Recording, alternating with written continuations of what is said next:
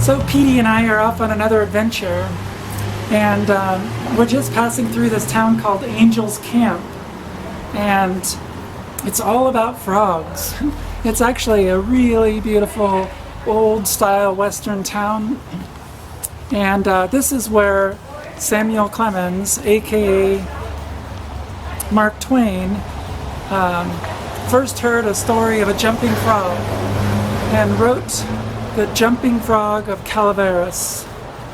And so this is where that story originated, and so they have a whole jumping frog contest, and on the sidewalks are these little plaques of all the winners of the jumping frog contest.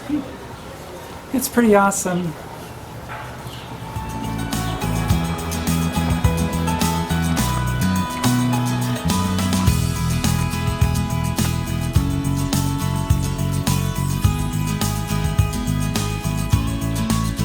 This is Mark Twain's cabin.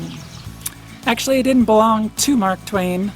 He came here in December of 1864 on his way from Virginia City, Nevada to San Francisco.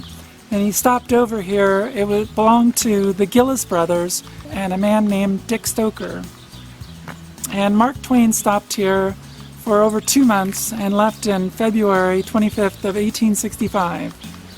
And it was from this cabin that he traveled down to the town of Angel's Camp and heard the story of Jumping Frog, along with many other tall tales from the miners who owned the cabin.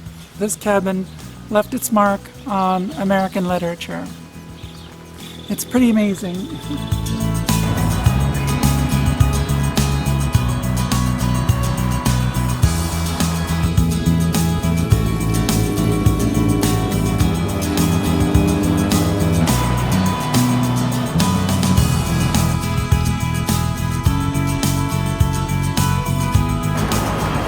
So Petey and I are now in Sonora, California.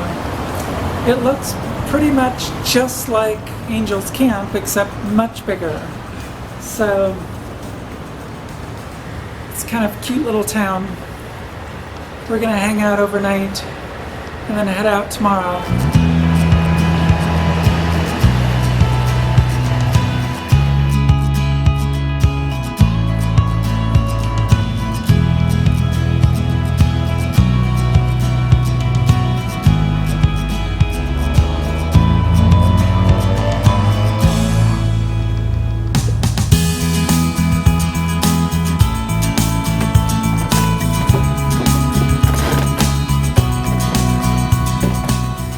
And I are in Jamestown, California. And we're at Railtown 1897. And this is actually a working railway from 1897, of course. It's a short line railway, which just means it's not very long. It's meant to bring timber and ore and other things out of the Sierra Mountains and down here.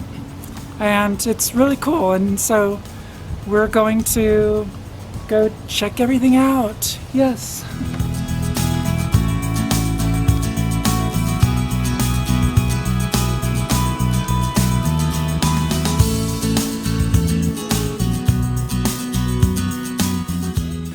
Right behind me is an original 1891 steam locomotive. It's a Rogers locomotive. Yeah, it's absolutely beautiful. And right next to it, there's the short car. Now, if you're a movie fan, you're going to recognize both of these from dozens of films, TV shows. In particular, both of these appeared in High Noon, and the locomotive here was in Unforgiven, just dozens of films. It's just, these mechanical pieces, they're just works of art. They're absolutely works of art. It's beautiful.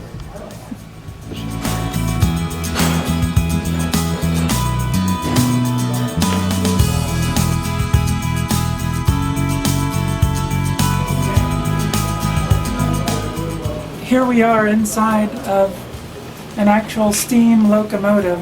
This is over here on the right side. So this is where the engineer sits. The throttle is right here, the brake, everything, so this is where it's driven.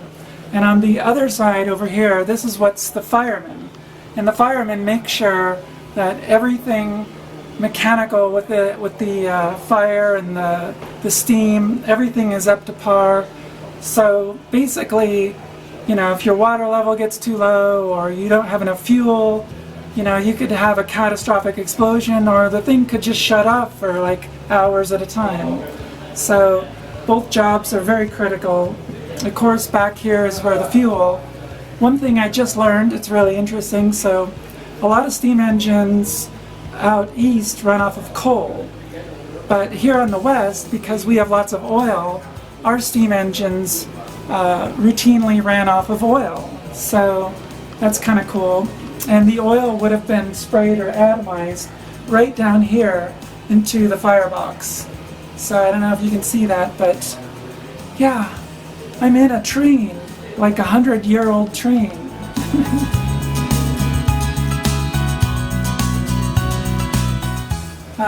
So this is the number 6 short car, a passenger car.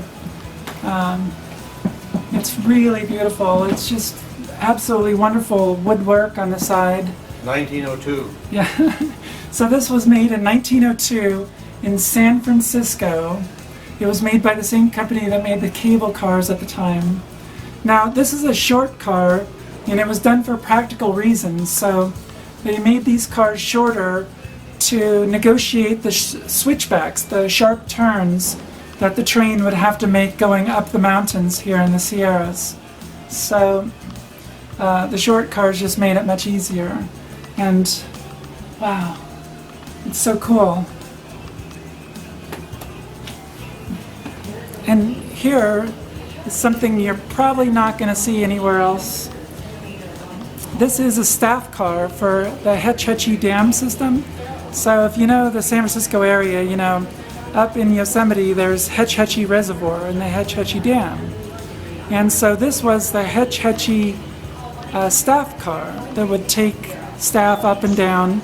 It would also used as an ambulance. So over in the corner there you would see where a stretcher would sit. So it's pretty cool, built in 1919. And it has a steering wheel. So of course you can just steer your way around if you need to go somewhere. Now, actually, the steering wheel is the brake, so if you turned it one way, it would operate the front brake. Turn it the other way, it would operate the rear brake. So it's got a 4-cylinder motor. Really cool. You're not going to see that very many places, that's for sure.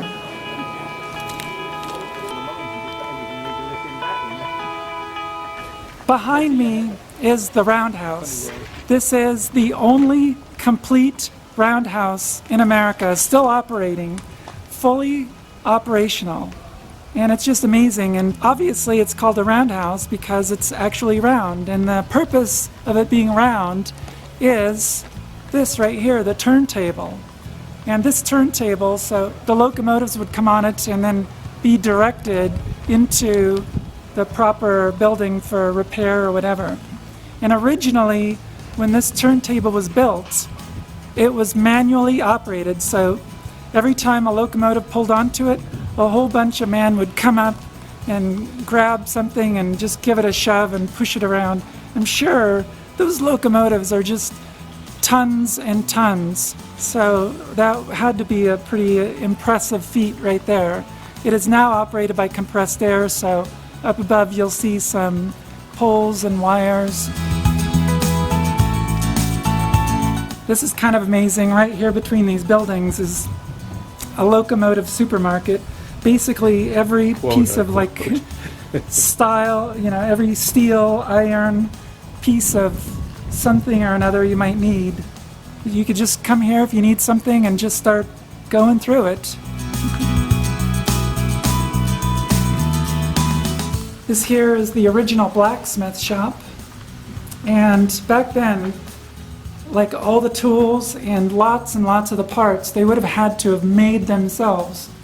So there was a few parts you could order, but mostly you would make things. So this was a critical piece in 1900, of course. So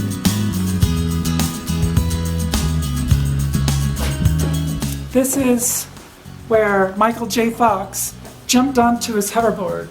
So this reconstructed end of a caboose was actually mounted on another car and used for filming in Back to the Future 3. So obviously this place is a huge movie set, and there's a beautiful board here showing all the movies and TV shows that have been filmed. It's pretty impressive. It's really awesome. And out front are signs of different places, and basically if you wanted to be in Denver, you could be in Denver just by putting the sign up. Or you wanted to be, wherever, you could just put the sign up. So this is, once again, I'm on a movie studio.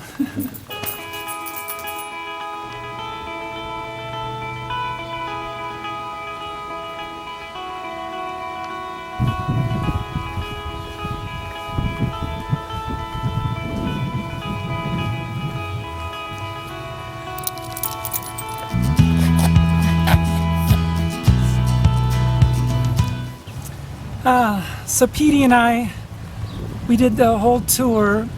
It's awesome. So there is a wonderful little picnic area here. Lots of picnic tables. There's water. Really beautiful little area here. So Petey and I hung out. We made a little lunch. Petey's got a belly full of food. He's so happy. You're happy, Mr. Petey's? Yes. So again, this is Railtown, 1897. It's only $5 to get in and do a walking tour. It's $15 on the weekends to take a ride on the train, which is actually what I really, really wanted to do. It's Tuesday, so they don't run the train during the weeks. They only do it Saturday, Sunday. $15 for entrance and a train ride. That is awesome. That is so great. So I'm gonna come back for sure and take a train ride at some point. Oh, I also have to mention, so one of the park rangers here, one of the park employees, his name is Dave Rainwater. Super nice guy. He's a fellow casita owner. He had to come up and we chatted, and yeah, nicest guy ever. And he plays in a band. He plays music. And I'm going to put a link to Dave Rainwater below to his music. Go check out his music. Give him some casita love, some tiny fiberglass camper love. All right. I'm going to relax a few minutes and just chill out with Mr. Petey. It's a warm day. Petey's a little hot, so yeah, it's a great day.